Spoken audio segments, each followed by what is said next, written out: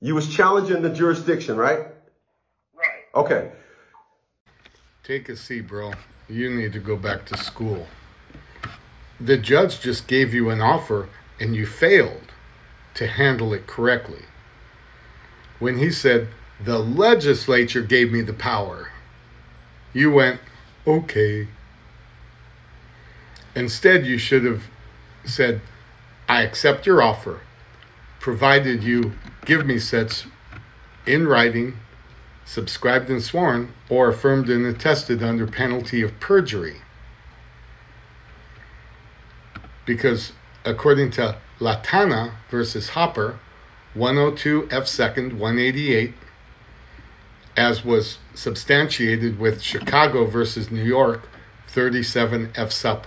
150, the court must prove on the record all jurisdiction facts related to the jurisdiction asserted. I'll accept it, Judge. Give it to me in writing. Show me the charter, LLC, or LLP, my students hear that phrase a lot, which proves that you're an agent of government, an Article 3 court, as you're asserting. And the federal courts back it up. Then you wrongfully tell them you can't challenge jurisdiction halfway through it when you're getting your ass handed to you.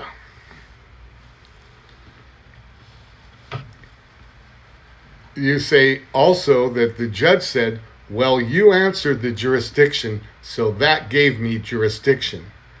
And you say, you gave them jurisdiction by talking to them, because you didn't challenge jurisdiction when it first started. Well, all kinds of courts disagree with that, bro. You should do some reading. Basso versus Utah Power and Light Company, 495 F. 2nd, 906. The federal courts said this, not me. Jurisdiction can be challenged at any time, and jurisdiction, once challenged, cannot be assumed and must be decided. Hilltop Developers versus Holiday Pine Service Court, 478 South 2nd, 368. Defense of lack of jurisdiction over the subject matter may be raised at any time, even on appeal. Well, that's a strange one. That's a Southern case. What about United States versus Anderson, 60 F. Sup, where court is without jurisdiction of subject matter, its proceeding is a nullity. United States Code, annotated, and Constitution, Amendment 6.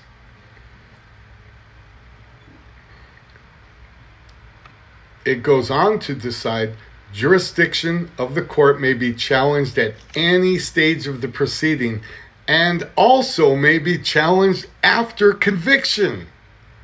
What the fuck do you know, dude? I know you need to sit down and learn. Get your ass to a law library and read before you mislead people. I got 2 people that came to me on serious felony charges after conviction. And yes, the first thing I did was challenge jurisdiction. Because I know case law. You're misleading your followers, bro. U.S. versus Rogers, 23 F. 658. Jurisdiction is never presumed in a criminal proceeding, but always must be proved and is never waived by the defendant. Never. Jurisdiction to try embraces jurisdiction of the person, of the place, and of the subject matter, and there must be concurrence of all these to give the right to try. Wurst versus Wurst. Love that one. W-U-E-S-T, 127 P. 2nd, 934.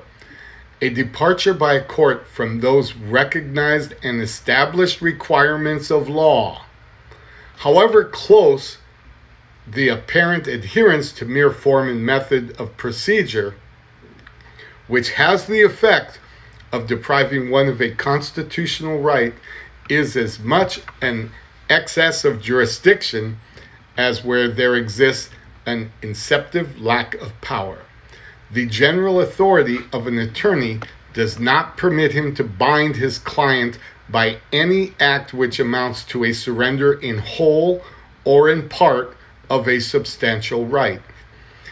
Equitable remedies correspond to the primary right of the injured party and to the wrong by which that right has been violated, preserving the element of flexibility so that new remedies may be invented and old ones modified so as to be capable of dealing with novel conditions, that justice may be effectively carried out. The courts are here to protect our rights, bro. You're misleading the people. Please cease and desist until you can substantiate your wild claims in law.